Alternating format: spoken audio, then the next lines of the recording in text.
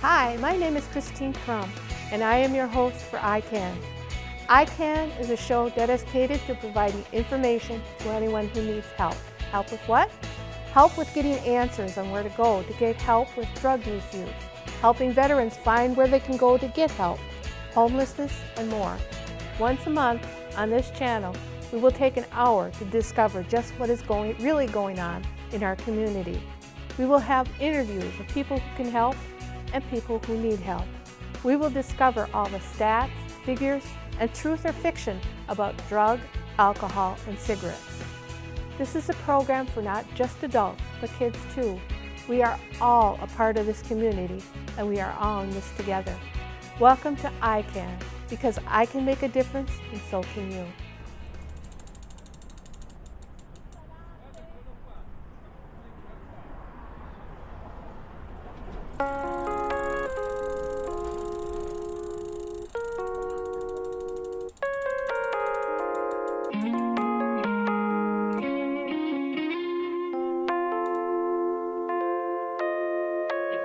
Open our hearts, free every soul.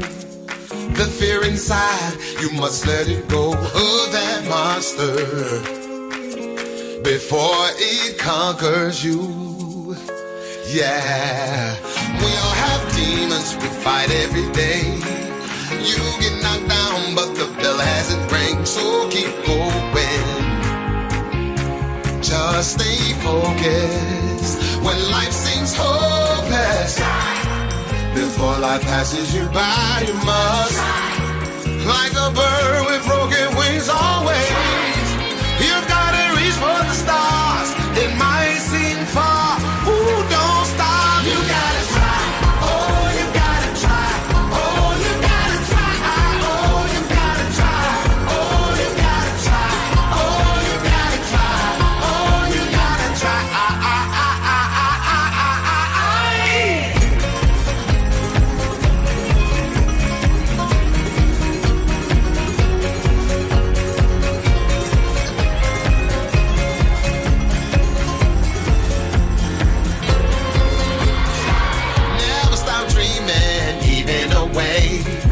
Nothing can stop you from winning this race, so keep going. Just stay focused. Yeah, I am the tiger, I own the prize. Every storm is with the rainbow in the sky. You are golden. If no one else notices, don't stop, keep going. Before life passes you by, you must, like a bird with broken wings always. You gotta reach for the stars. It might seem far. Ooh, don't stop. You gotta try. Oh, you gotta try. Oh, you gotta try. Oh, you gotta try. Oh, you gotta try. Oh, you gotta try. Oh, you gotta try.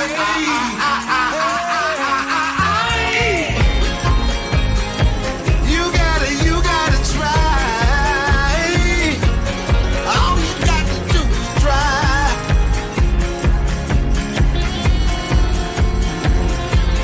Oh, you gotta try. Oh, you gotta try. Oh, you gotta try. Oh, you gotta try. Oh, you gotta try. Oh, you gotta try. Oh, you gotta try.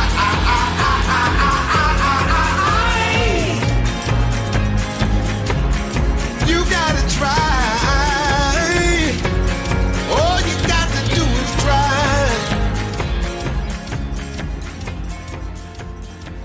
You gotta try.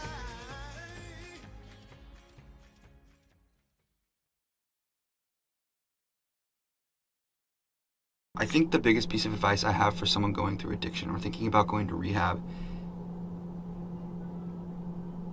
is being honest with yourself. Don't be afraid to get help. I think that's the biggest stigma that we're trying to erase is don't be afraid to ask for help.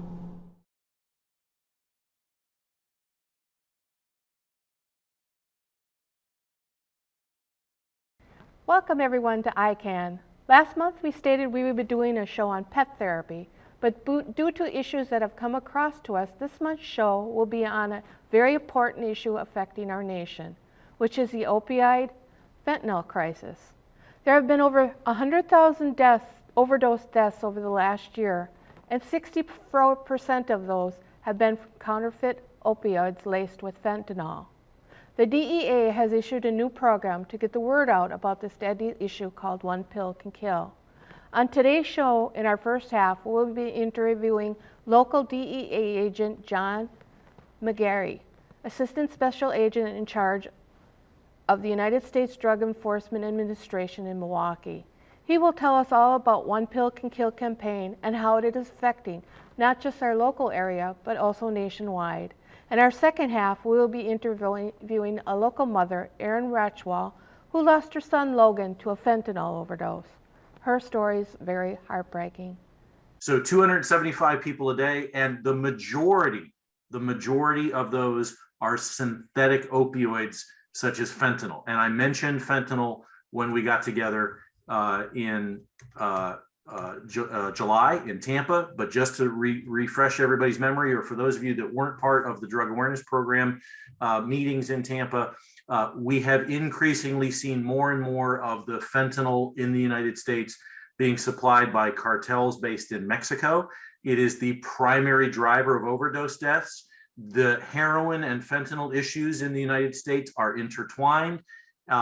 Everything, I say this on this slide, that heroin is adulterated with fentanyl. Everything is being adulterated with fentanyl these days, and seizures at the southwest border are increasing. The last point is where we're going to dive deeper, and that's these fentanyl-laced counterfeit pills.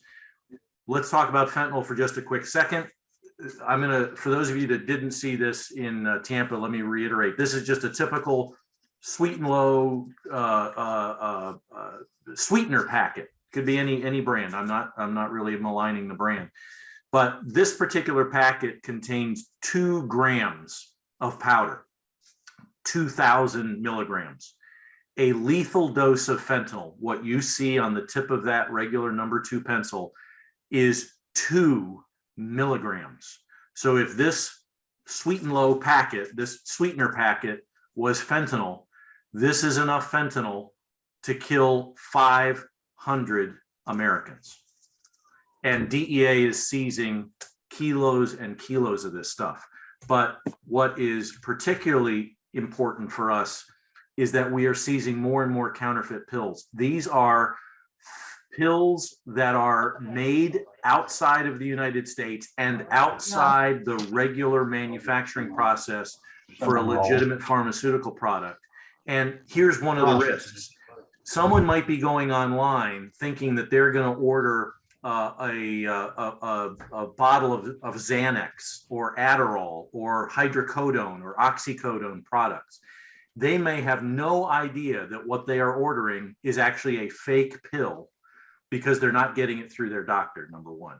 The other issue, number two, is that young people in particular are going online to find counterfeit pills because they're going outside of the regular supply chain. They are looking for a Xanax or an Adderall or something like that in order to see the high effect from that drug and have it shipped directly to their house, and maybe their parents are unaware of it. The risk there is that even though they know they're not going for a legitimate pill, that pill could very well be laced with fentanyl or with methamphetamine. And as I've said, that is deadly. Here's an important visual for you. These are inside a legitimate pharmaceutical manufacturing plant in the United States. This is where products that a doctor writes a prescription for and a pharmacist fills, this is where it's supposed to be manufactured. Clean, organized, legitimate. This is a manufacturing lab for counterfeit pills down in Mexico. Big difference, I think, wouldn't we agree, to these two scenes? And this is where those counterfeit pills are coming from that are being made to look like Xanax or Adderall or oxycodone or any number of different prescription drugs. Nasty chemicals in nasty conditions with no control over quality. Here's some examples. On the left-hand side is a real authentic Xanax pill, and on the right is a counterfeit. Now, to the average, to us here tonight, we see, well, wait a minute, that the counterfeit is yellow. Of course that's fake. But if we only saw the counterfeit and we were not a trained medical professional, would we be able to tell the difference? Would we know that that's not the real thing? How about this? On the top are authentic oxycodone 30 milligram tablets, and on the bottom are the counterfeit. To me, honestly, the counterfeit looks even better than the real thing. But again, to the untrained eye, they don't know the difference. On the top, on the left is the authentic Adderall, and on the right is the counterfeit. Again, very, very, very similar. For those of you who haven't seen the picture at the bottom below, I pose the challenge to you. Can you tell of these two pills that are sitting on top of a paperclip, they're 30 milligram oxycodone, which one is the authentic pill? Could it be the pill on the right or the pill on the left? And I'm going to go ahead and tell you, as you've been ruminating on the answer, the pill on the right is actually the authentic pill. The pill on the left is the one that is counterfeit. And again, to the average American, they're not going to know the difference. To the average teenager, they're not going to know the difference when they're rummaging around the medicine cabinet looking for something to chase their high. So the first threat is the fact that pills are being manufactured at increasingly alarming rates in Mexico that contain fentanyl, that are counterfeit. The second threat, the second issue we need to talk about tonight is the access to these pills. These fake RX pills are very easily accessible and sold online, either through social media platforms like Snapchat, Facebook, Instagram, you name it, or e-commerce platforms and cash apps, and they're available for anybody who has a smartphone. Anybody could log off our Zoom in a few minutes and go and buy these counterfeit pills and have them mailed to their house. So it's the fact that they're around and that they're easily readily available. Those are what DEA is most concerned about. Let me give you a little bit of information. If you're not familiar with slang, and in the old days, there were terms, words that people would use when talking about drugs in order to disguise the fact that they were talking about drugs. Well, unfortunately, in today's modern social media world, there are now chains of emojis that people string together. And so they're able to talk back and forth to each other in shorthand, in slang, using emojis.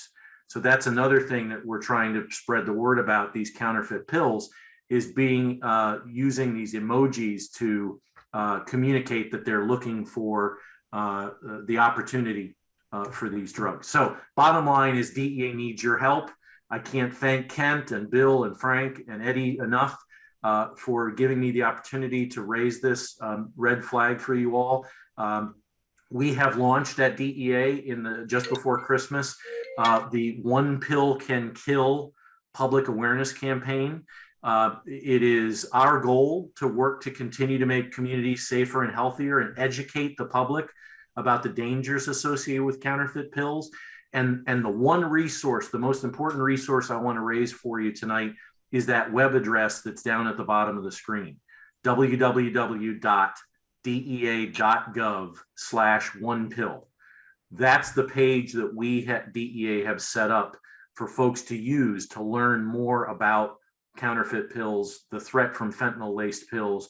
We've got our big public safety alert that we issued. We have updated fact sheets, both on the counterfeit pill threat and the emoji drug codes that kids are using on social media to talk about these counterfeit pills. There's graphics, there's social media posts, because our bottom line message to all of you and to anyone who will frankly listen is we need to have everybody know the dangers and the accessibility of these deadly drugs. Please don't take a medication that wasn't prescribed to you by your doctor. Talk to your friends and family about the dangers of buying drugs anonymously online, and please help spread the word that indeed one pill can kill. And again, that web address there, www.dea.gov/onepill. The other resource that we always want to try and mention to folks is that in the course of traveling out into communities, we're trying to prevent substance use in the first place, but sometimes we encounter folks that need help, that need treatment. And so there is a 1-800 number and a website for folks to find science-based, good, solid drug treatment programs based on a person's address or zip code or city and state. And so please feel free to share that. Again, there's the prevention message to stop it before it starts, but then for folks who need help, there is help available. My contact information here on the slide, as it has not changed since Tampa, but know that any one of us from our staff in the DEA Community Outreach Office are willing and able to get on a Zoom just like this. If you're having a state meeting or even a local meeting, travel is going to be pretty difficult given COVID these days, but with the advent of digital meetings like this, it's very easy for us to come and talk and say, hey, fentanyl's out there. It's now in these counterfeit pills that look super realistic. Bottom line, don't take a pill that's not prescribed to you by your doctor and filled by a trained pharmacist. I mentioned to Kent and Bill before tonight that I would share with them these slides, which I have done. And I would ask them to then pass them along to you all throughout the Elks organization. With that, I have reached the end of my prepared remarks. I told you it would be quick. I didn't need more than 15, 20 minutes and hope that this would be less than 30 minutes total because I know how important and busy all schedules are.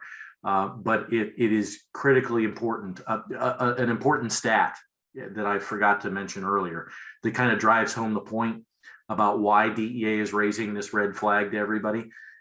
We seize a lot of counterfeit pills across the United States through our 226 domestic field offices. All of those pills get sent for analysis. Our special testing lab is telling us that 4 out of every 10 pills that they are testing right now has a fatal dose of fentanyl laced inside the pill. 4 out of 10. And who knows which pill the individual is going to take and get that. You're playing Russian roulette 4 and 10. So again, Kent, Bill, I thank you. I'm going to stop sharing my screen. I can go back to a slide if need be. And then I'm happy to take questions or see if there's items here in the chat. Okay, yes, Henry asked the question in chat, is fentanyl laced with other substances of abuse, including marijuana? The answer is yes. Every drug of abuse that you can think of in the United States that's available today has been seized in some community or another with fentanyl laced into it. And the other, because what I suspect the next question might be, well, why in God's name are the drug trafficking organizations lacing their product with fentanyl, knowing that it could potentially kill their customers? The short answer to that is that they are not intentionally trying to kill customers, that they are simply reacting to the demand, the insatiable demand for drugs in the United States, and that by putting a small amount of fentanyl into their various products on their menu, they're getting people addicted faster. Fentanyl is 50 to 100 times more powerful than heroin, and fentanyl is 100 times more powerful than the morphine you would get at a hospital. The rub comes in that manufacturing process, those nasty labs in the middle of the woods in Mexico that I showed you earlier.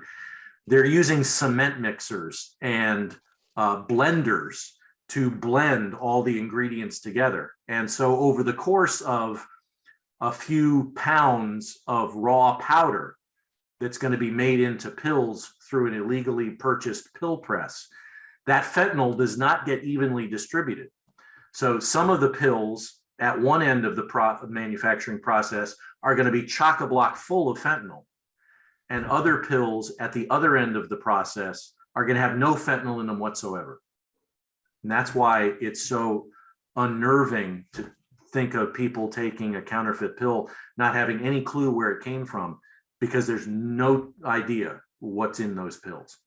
The emojis, let's go back to that. And then is this translated? Yes, as a matter of fact, we are going to be adding to the website next week that DEA.gov/1pill Spanish translated material. How do I go back on sharing the screen? You know what? Let me do this. Bear with me, guys, just a quick second.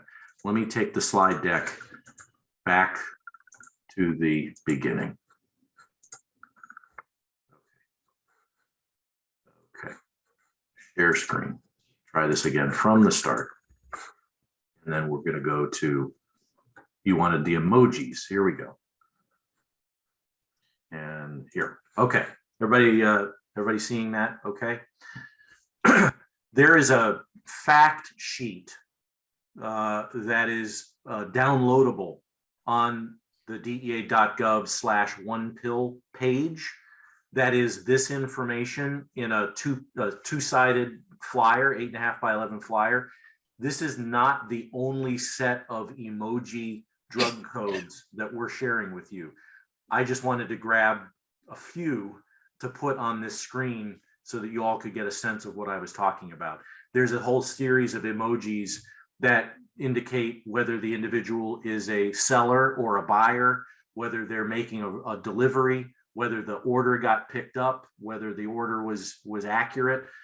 So there's a whole sub-language using emojis related to drugs that is particularly relevant when we talk about counterfeit pills. So there's that. We have several inmates suffering from fentanyl withdrawal. Very difficult. Yes, any of the opiates, any of the opioid based those drugs derived from the opium poppy are among the hardest to get clean and off of treatment and into recovery. Whether it's heroin, fentanyl, carfentanil, buprenorphine, and whatnot. Very, very, very difficult. And so obviously our message is we want to try and prevent it in the very first place rather than having to try and go through the treatment process. Now, to be clear, treatment does work, but it takes time, it takes energy, it takes support, it takes resources. And then that just gets into recovery, and then recovery requires support and love and involvement for a long, long time. Kate is asking the question if the presentation is going to be available for download. Bill, I pitch it to you on how you are going to transfer these slides out to the members of Elks, but Kent and Bill and Frank and Eddie have these slides already. And yes, you all are more than welcome to have them, to use them, to steal them, to repurpose them. It's all in the public domain. Hi, welcome back to our second half of our show. I'd like to welcome John Mcgarrett from the DEA, and he's going to tell us a little bit about the One Pill Can Kill campaign. Please, first tell us a little about you and what you do.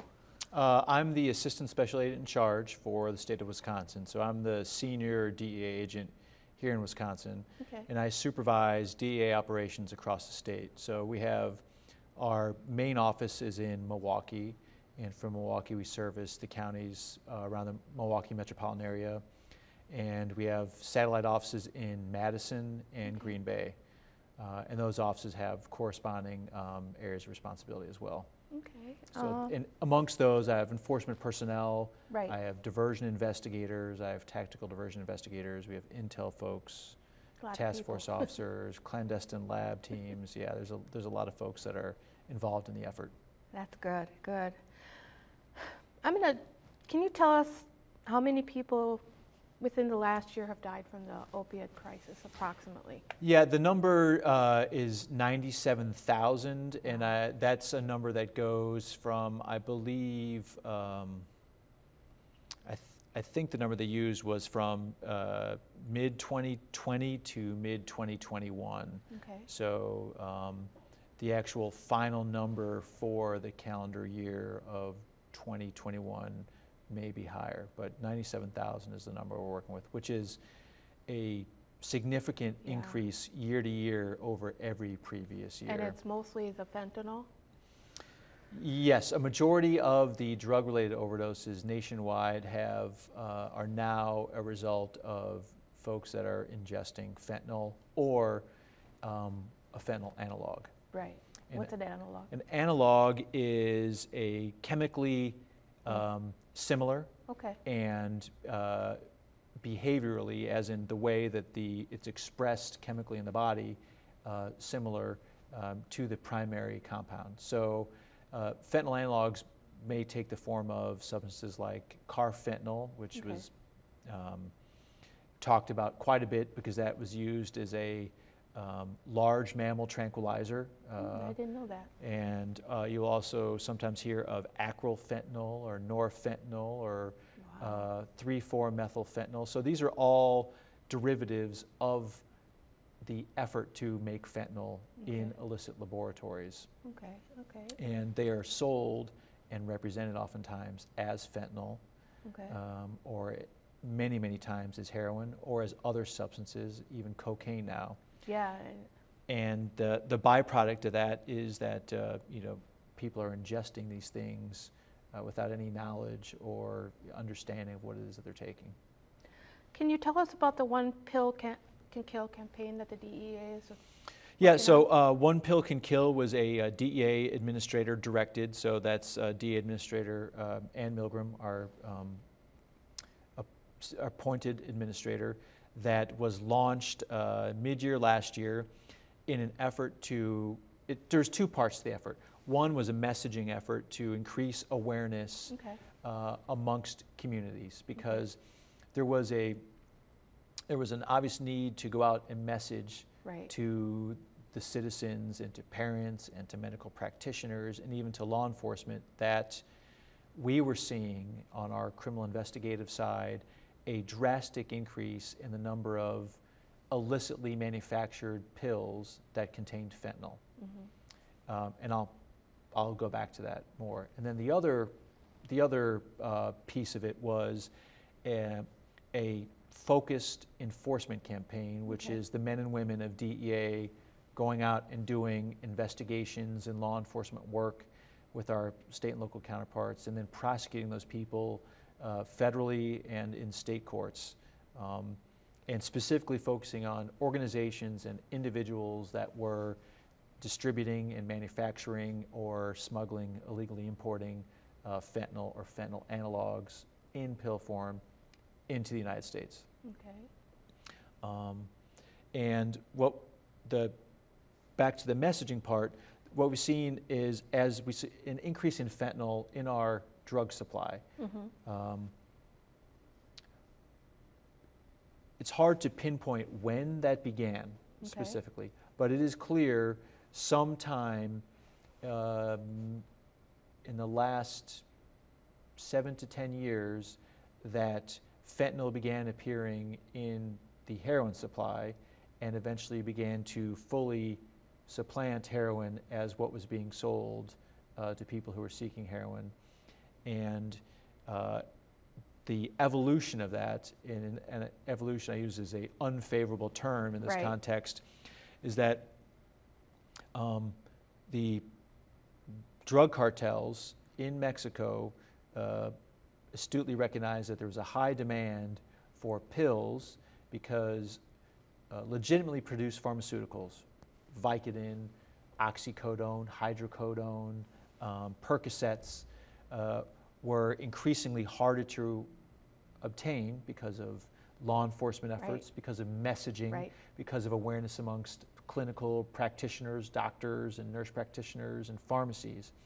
So they produced illicit ones to fill that void, fake ones containing fentanyl. And so those were still being sold to people as you're purchasing a hydrocodone or an oxycodone, and they look the same and they're colored the same, but people were taking these, and in fact they were getting fentanyl, and they were unprepared for fentanyl to ingest it, and the outcomes many, many times were fatal. Well, and then the Zoom presentation that we had before, it showed how they make it in big cement mixing tubs. Like in a vat, it looked like an illegal bakery almost. Yeah, these labs. And that, I'm assuming why some of the pills have a little bit and some of them have a lot. Yeah, yeah. I mean, you think about like the actual, if you picture in your mind, what does a legitimately produced pharmaceutical pill look like in your mind? Like if I just were to say that to you, you would picture like a sort of a nondescript building with a pharmaceutical logo in the front and a high fence, and inside everybody was wearing a white coat, a white suit, right? And they had like a little thing over their hair, and they had a mask on and glasses, and somebody's walking around with a clipboard, and they're checking temperatures and content and weights and all these things, and there's strict quality controls. But when I say to you, picture that being produced somewhere in central or northern Mexico by a drug cartel, all those things are absent. Yeah. There's no quality control, and what you have is people sometimes with a rudimentary understanding of chemistry just mixing things in composition, and you know, if the balance or proportion or even the represented chemicals are incorrect or you know, illicitly represented, it kills people. Yeah. Well, that's what made me question is aren't they kind of killing off their customers? But Aaron kind of let me know what it is that the fentanyl that's in the pills, like her son, he got addicted to the fentanyl that it was, and it would just happen that last one was so strong that it just took his life. Yeah, I think if you know, I'm not on the clinical or the psychoanalytical side, but I would say in experience in talking to people you know, who have struggled with this that we come across, there has been a transition even amongst what some of the folks that struggle with addiction, what they are seeking, right? The type and elevation and stimulation of a high produced by fentanyl is, you know, reported to be intense and extraordinary. And for folks that understand the nature of addiction and the struggle in breaking free of that cycle, that can be really dangerous when somebody is in the cycle of addiction. They get introduced to something with that level of euphoria, and so in turn they're left with the desire maybe to seek it again and repeatedly, and other things don't match that level. So you could see it's a really volatile path or direction that people move. So. Now you said the Mexican cartel is behind. Are they behind? What percentage of the fentanyl? All of it, or the major part of it, or? All of it. All of it. Yeah. There is many of the chemicals required to manufacture fentanyl or attempt to manufacture the precursor chemicals, right? A chemical that may be intended for a different commercial application, and then through some chemical process, a reaction, a reduction process, you know, things that a chemist could better understand and then I could attempt to explain, can be procured internationally from China or from other countries in the Far East, but primarily China. So those chemicals are easier for them to obtain. Illegally obtained and imported into Mexico under a false pretense or under some other illicit intent, and then end up in the hands of the cartels where they can be undergo the reaction that to produce fentanyl, or sometimes they miss and they produce something close like one of the analogs I listed out, and then they just put those things into a pill press, which I think you probably saw. Yep. And they have a tableting dye, which has also been illegally obtained, or it's been illegally manufactured, because that's a violation of a lot of international treaties. And they are producing things, and that's why you get like an off blue, or it's kind of a hazy blue when it should be uniform, right? There's it's that absence of quality control, and the people producing, they don't care about the people receiving, right? Because how could you? Yeah. There's just it's a All about the money. it is a business enterprise at the end of the day. It is a evil business enterprise, but it is a business enterprise where the sole function is to generate profit. And if some of the customer base is obviously expendable in that endeavor, and it's not like they're looking for feedback on a phone application or on a website about how good they are at doing their job. Yeah. In Wisconsin, what part of Wisconsin would you say has the highest drug problem, or is it pretty much the same across the board? No, I think that's a general question that has a lot of layers, and I'll try to. I'll make some observations without alluding to anything that may be sensitive or investigative at this point. Right. But the general trends, I'll give you the overall trends in the state. That'd be great, yeah. So methamphetamine seizures are up significantly over previous years. There's been a matching increase in availability of methamphetamine smuggled across the southwest border that corresponds to the increase in pills.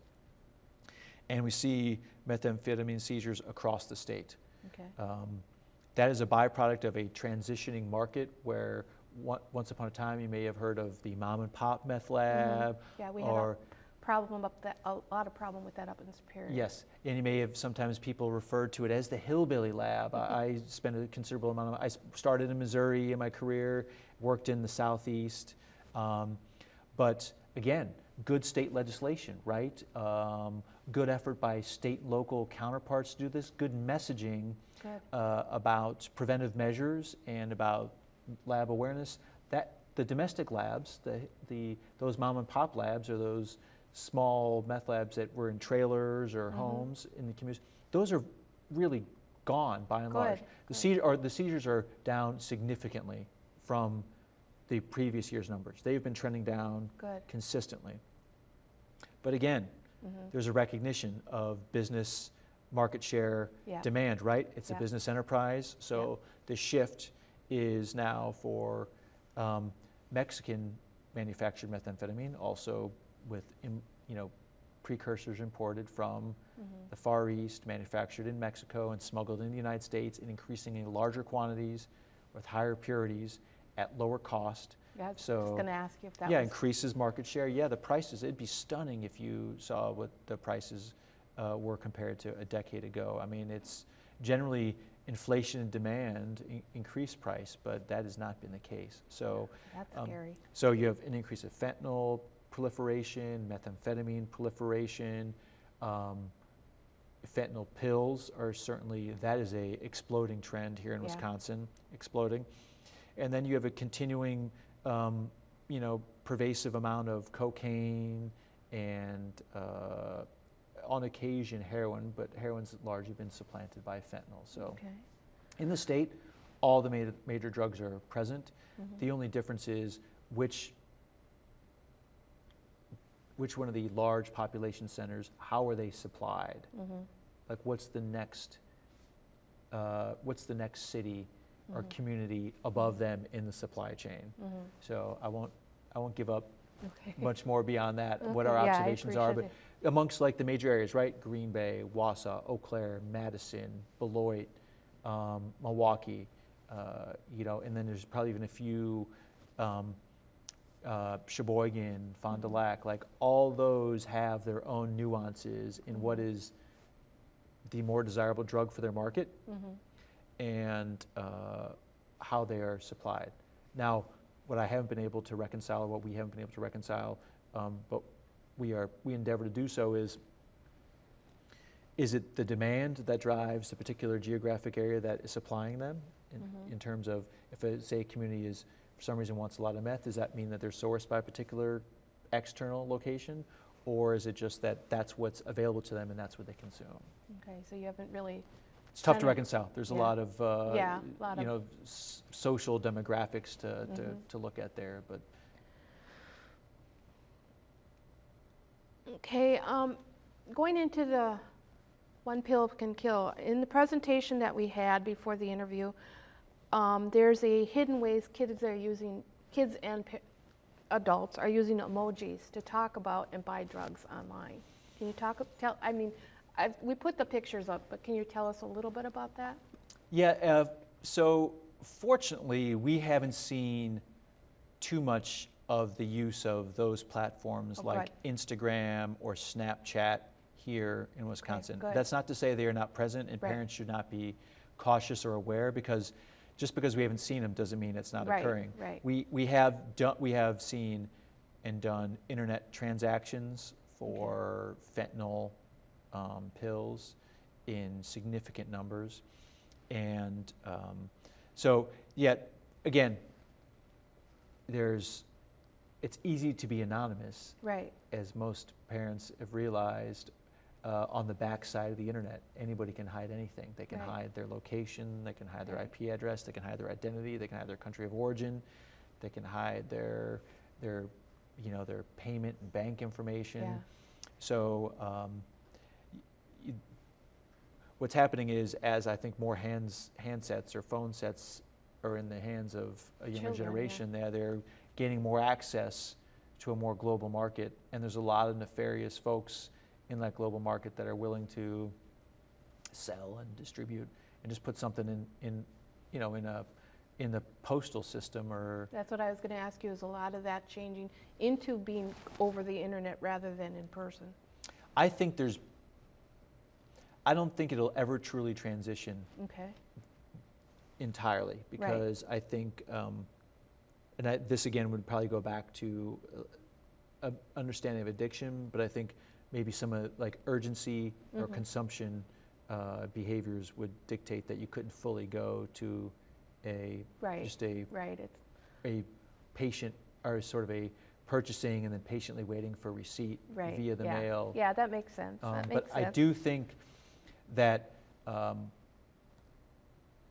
teenagers and college students are probably especially vulnerable, high school students, because they may not be seeking hydrocodones or oxycodones or fentanyl per se, but what you're alluding to is they're looking for like Adderall or one of the other more commonly consumed, maybe like a Tylenol with codeine or a Xanax or something like that, which is not seen as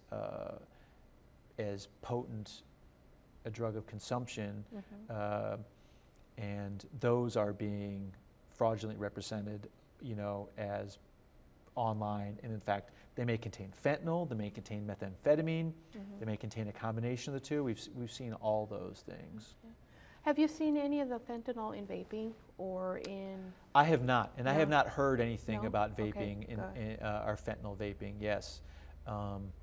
Has it been laced in with marijuana at all? Anecdotally, I think maybe I've heard about that across the DA spectrum, but we have not seen that locally. Okay, that's good. Yeah, for us, it's been strictly The pill form. It's in pill or in powder. That's In what people powder, see. Yeah.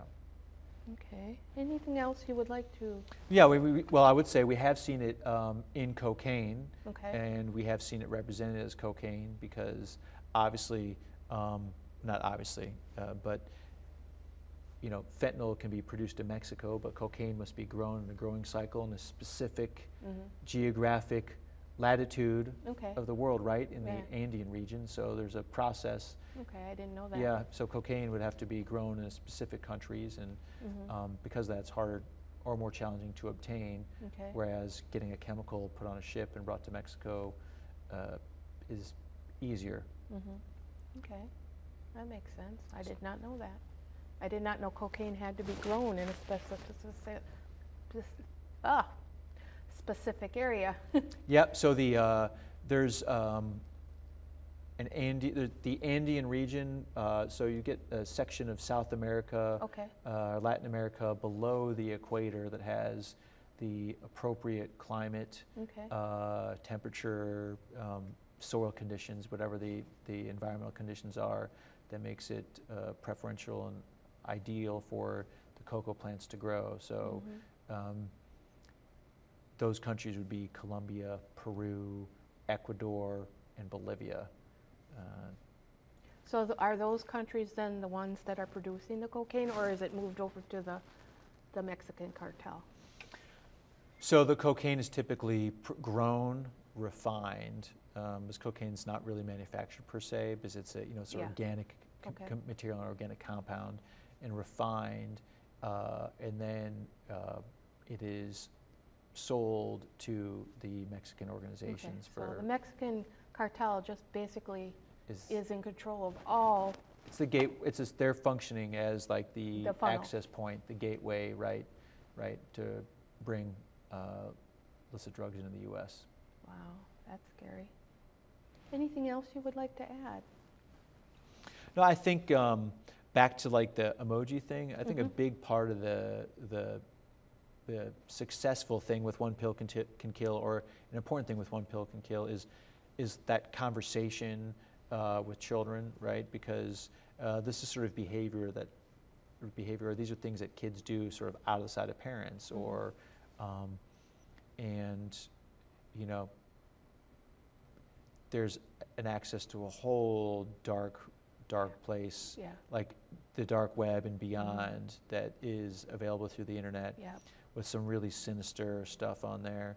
And very easily one of these sort of miscalculations, or like just getting something and trying it one time, can either lead to unbreakable addiction, as many folks would attest, or can lead to fatal consequences, or some sort of life-changing event. I mean, it could be so destructive for the individual and their families that I think for any parent, it's worth whatever, however challenging that conversation is, however frictional it may be, just to sit down and have an honest talk with your kids about what does it mean to have safe and healthy habits, and to only trust like a clinical provider, a physician, about pills should only be going into your body if they're coming from a pharmacy, from a physician, under that care and that prescription, under good medical practice.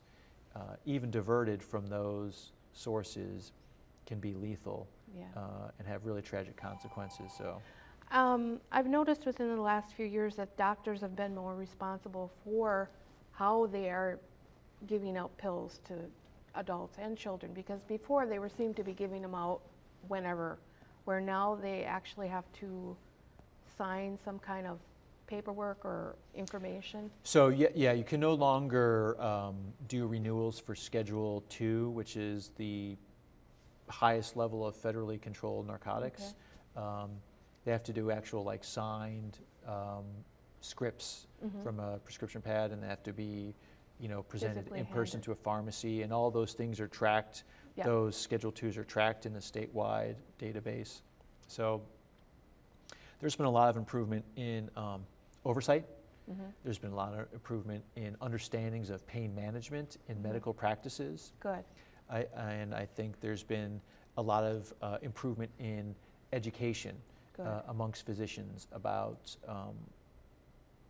what does pain management care look like, how can you manage pain with alternative methods, or with alternative drugs of lower levels of addiction and that sort of thing. So those numbers have gone down, like the overall distribution and manufacturing of those Schedule 2s that we talked about, the Vicodin, Oxycontin, oxycodone, hydrocodone, right? Like the real strong opiate ones have been ebbing down from. Yeah, because two of the people that I knew that their son died from overdose, it was because of an opioid that was given to him. The one was for a broken toe, and the other one was for something else, and they had ended up getting addicted after that. Yeah, that's where it starts, right? That's it. Yeah, I think even there was a big push in moving away in pediatrics too from giving Good. children, you know, opiates, because I limited personal experience, but I can remember breaking an arm and a leg as a child, and it was, you know, Live with it. ice pack and you get some Tylenol and maybe you get ibuprofen, but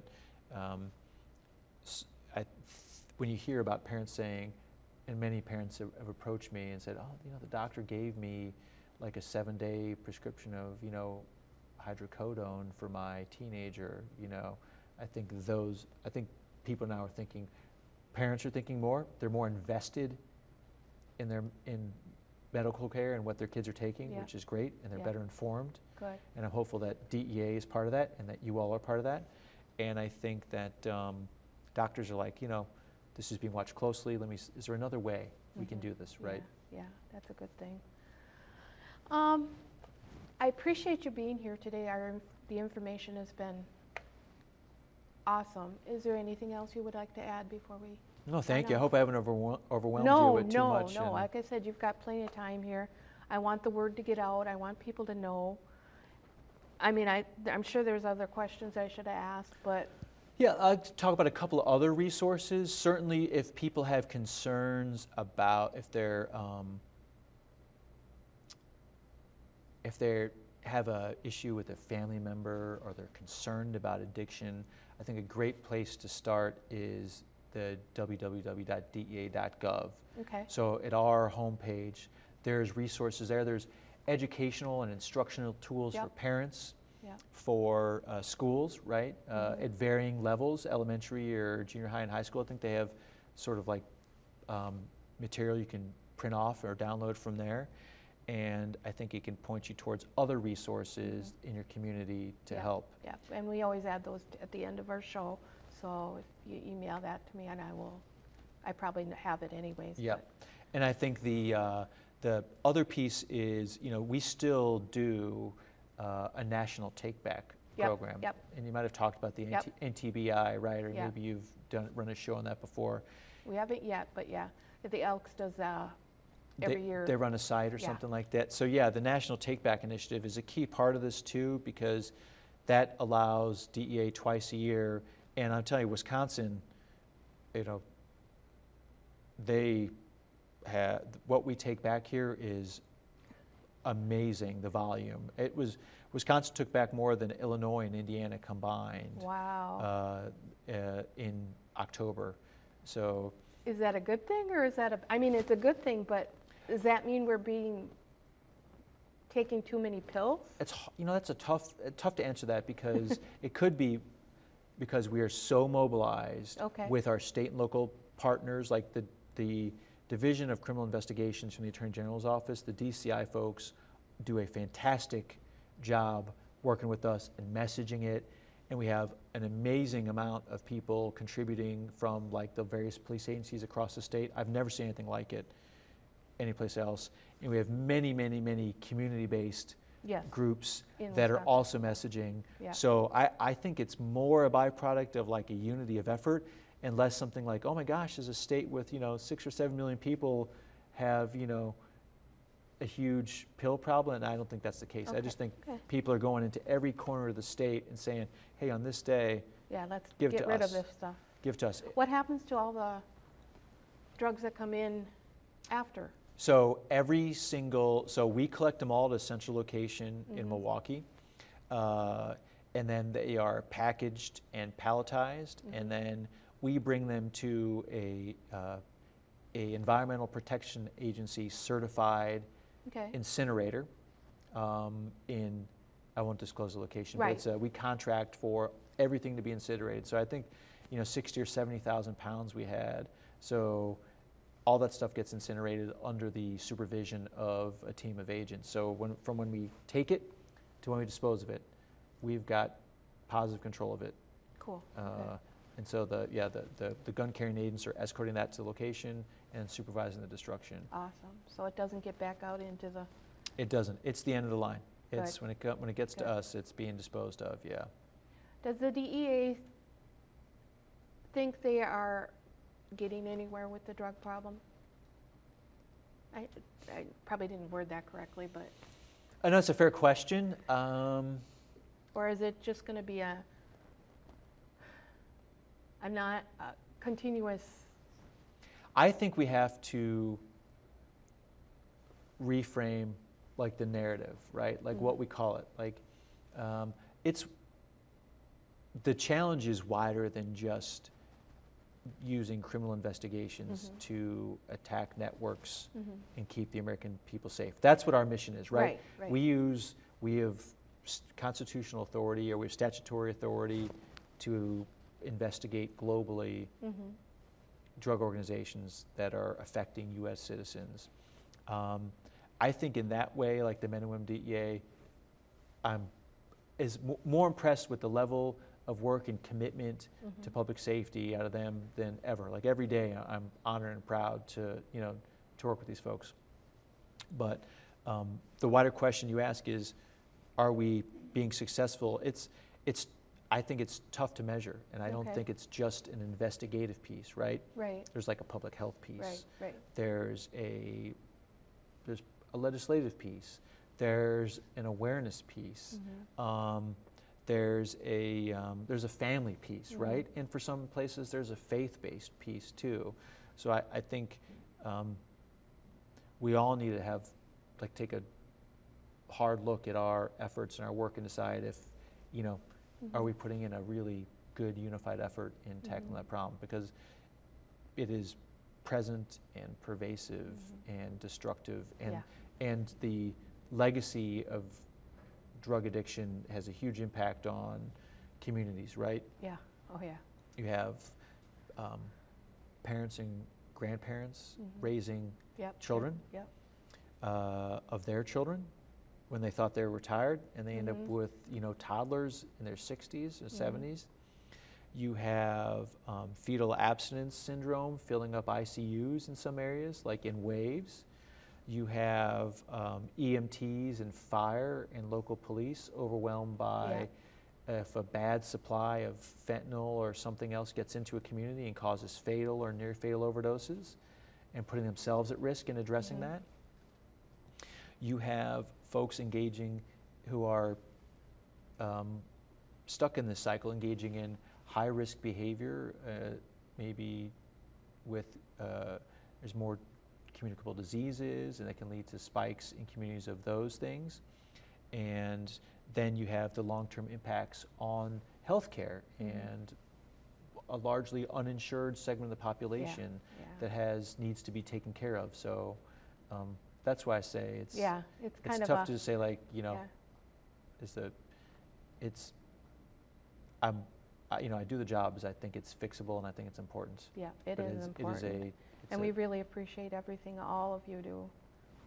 And I think we are probably to the end of our show. Okay, so thank you. I thank you so much my for being pleasure. here Thank today. you for having me. Yep, and stay safe, and hopefully we'll have you again. Thank you. Thank you to the Elks. Thank you.